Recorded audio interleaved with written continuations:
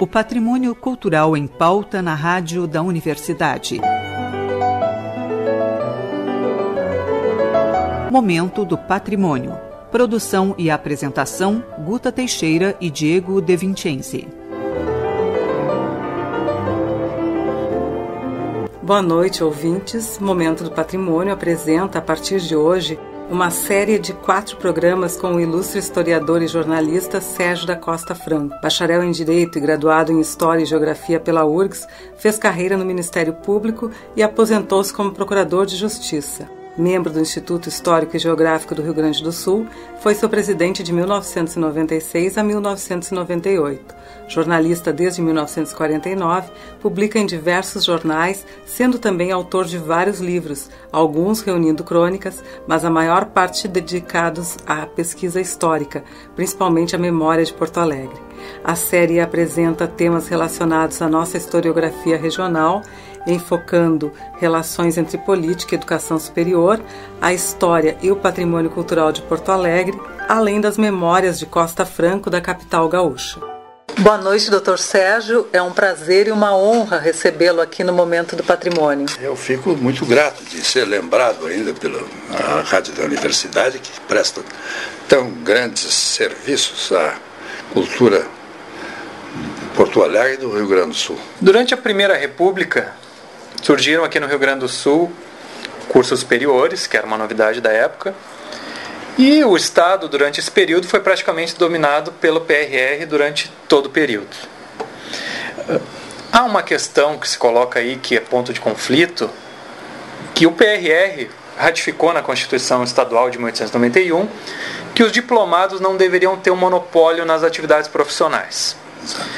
Ao mesmo tempo, o governo parecia incentivar a existência e a continuidade dessas escolas. Inclusive, em alguns casos, havia professores que eram membros do partido e fomentavam boas relações, então, entre partido, o governo e as escolas superiores.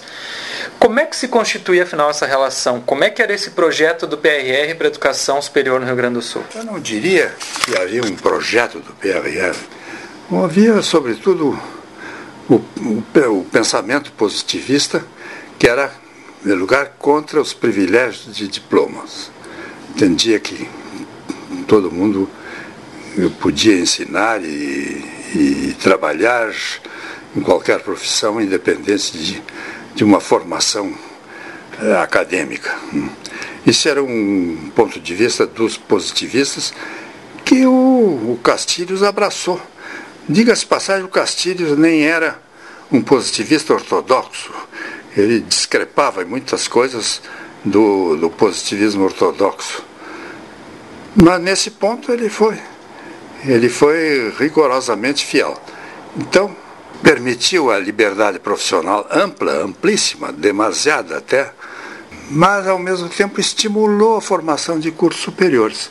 Aliás, eles tinham que ter sensibilidade para isso, que não era possível largar o povo na mão de charlatães e tal, indefinidamente, né?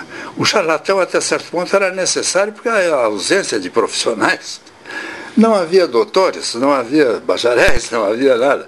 Então, o rábula, o profissional improvisado e tal, era uma necessidade social. No interior, na década de 50, conheci ainda rábulas, advogados provisionados, em plena atividade, porque havia escassez realmente de bacharéis formados. Eles conseguiram, mesmo depois da regulamentação profissional, que só veio lá em 1931, eles ficaram com direitos adquiridos a exercer a profissão e continuavam, vários deles continuavam exercendo. Isso, de certa forma, refletia. Se isso acontecia em 1950, o que vamos pensar de 1890? Não? Então, o Rio Grande do Sul abriu as portas para os profissionais, até estrangeiros. Foi uma meca de italianos, de médicos italianos, e alguns nem eram médicos, eram enfermeiros, né? Mas todos eles exerceram a medicina no Rio Grande do Sul. E alguns com muito sucesso.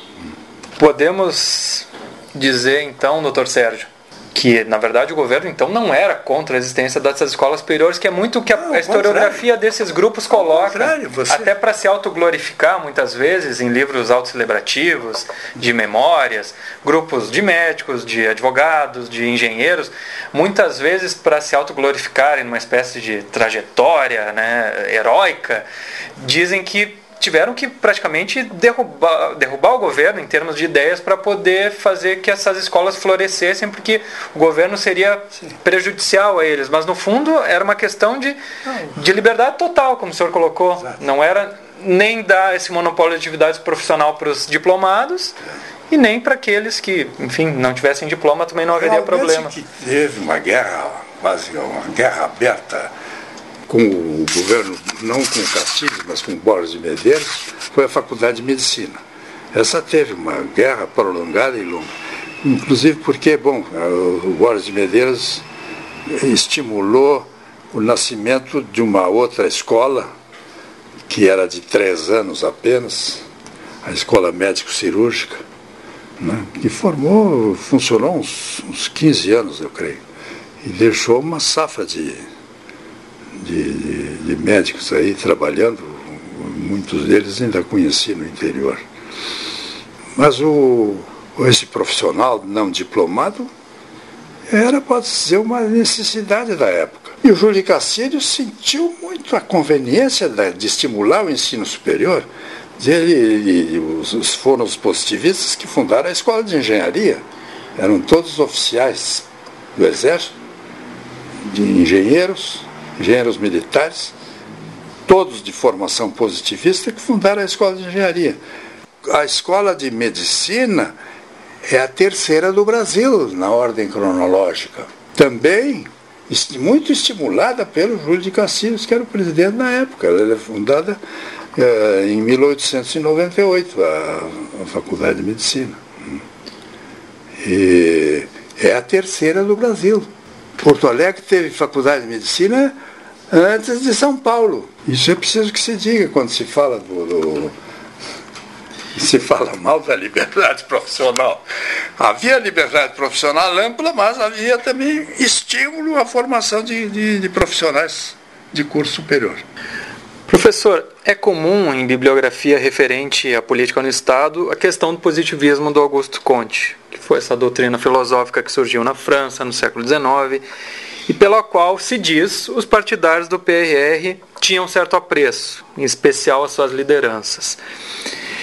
Há também, referente à bibliografia, que trata do positivismo e a relação com o ensino, que isso teria impulsionado uma tradição pela busca do ensino técnico aqui no Rio Grande do Sul. Até que ponto essa relação de fato existiu, ou é muito mais uma questão retórica?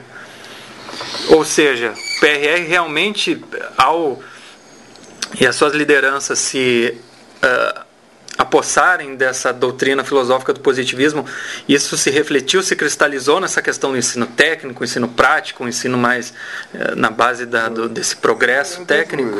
Esclarecer, para não parecer arrogante e pretensioso, que eu não conheço positivismo. Eu tenho até fama de ser positivista, mas eu conheço positivismo assim por sínteses.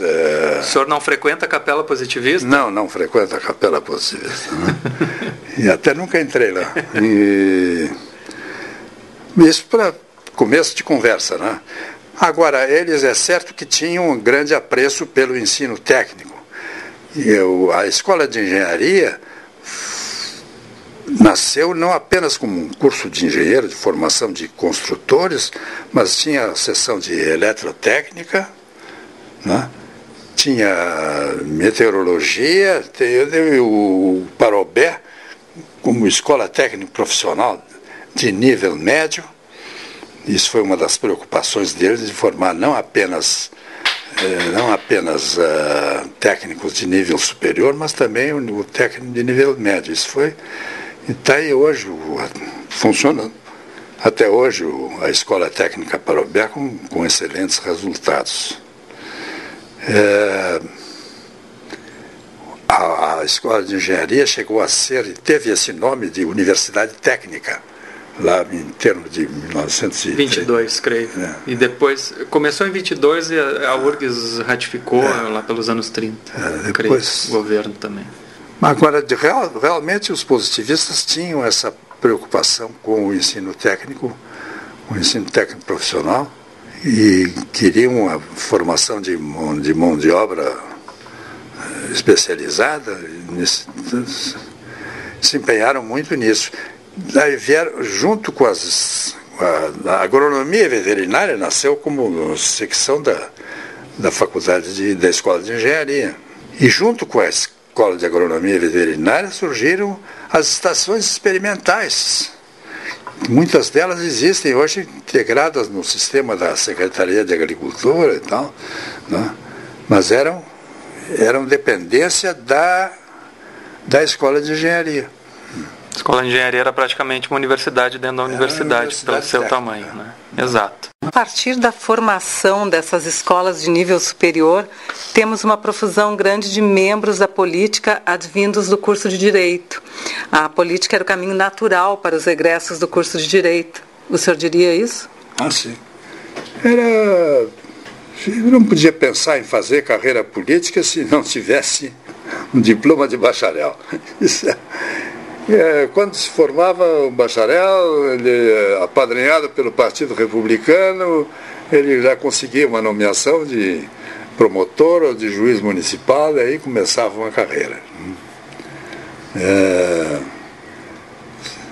Isso tem a ver com ninguém pensaria em ser da oposição, né? De oposição não conseguia nada mesmo. Isso tem a ver também com o perfil social desses estudantes do curso de Direito, serem filhos de estancieiros, que era quem detinha o poder econômico também da época.